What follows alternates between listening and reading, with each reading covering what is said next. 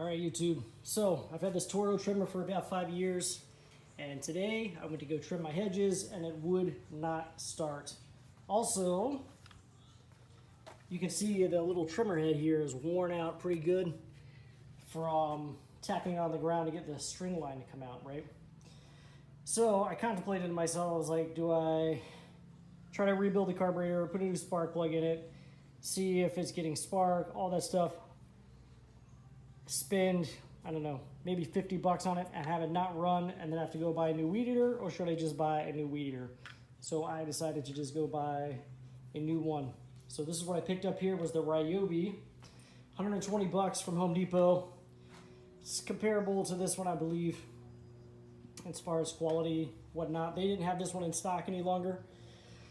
So I'm taking my chances with the Ryobi. It says it has a 3-year warranty, so I'm hoping to get at least 3 to 5 years out of it. The good thing is it's got the new little string line head on it where you can just kind of use that crank to wind it.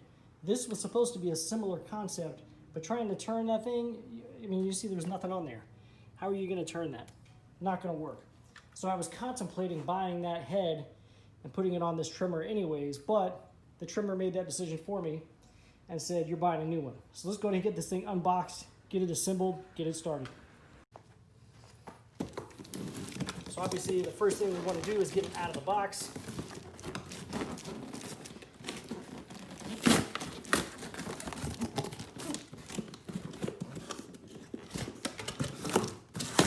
Probably a better way to do that than just ripping it open like an animal, but I really don't care. I just want to get the thing out and use it. I'm in the middle of cutting my grass, so I'm going to get this thing up and running. I had to go make a trip to Home Depot while I'm in the middle of cutting the yard. So that looks like everything out of the box. Let's go ahead and get all the packaging, etc. off of it. This should accept all of the,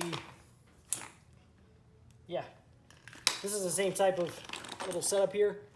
So all of my accessories should still fit on this, my edger and everything. And actually some of them are Ryobi accessories, I think, so we should be good there. So all I'm doing is popping everything out of the bag, out of the packaging, getting all that crap out of the way. We have our winding tool for the head. Get this out of here. Go ahead and attach this, because I'll use this first. Just tighten that down. Oh, look at that. That's nice. I like the way that works. It looks like we've already got string in it. So it should be just putting on the handle. Looks like it came with some extra string. This little cover that goes down here on the bottom. This looks pretty straightforward. Just going to screw that wing nut off, pop this bolt out.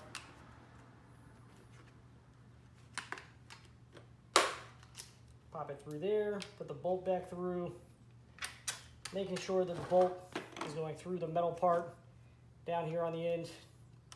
I'll show you what I mean in just a second. I'm going to pop my wing nut back on there real quick, then I'll show you.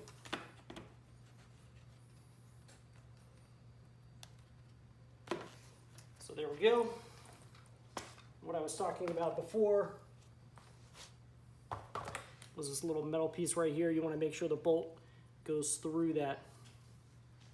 Now we're going to put the handle on it. Same process. Get your wing nut off. Pull the bolt through.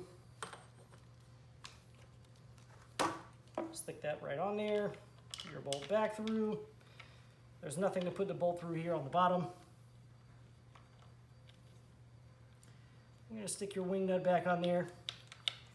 You're going to put some fuel in this thing, and you'll be ready to start it up.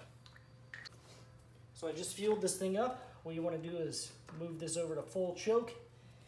You want to make sure that this is in the run position, which it automatically springs back to. Then you're going to pump your primer bulb a few times so you start seeing some gasoline go through there. Give it a few good pumps after that, since it is the first start. We should be ready to go. So we'll go ahead and pull our throttle here, give it a few good cranks. And we're starting to start, so I'm going to move to half choke.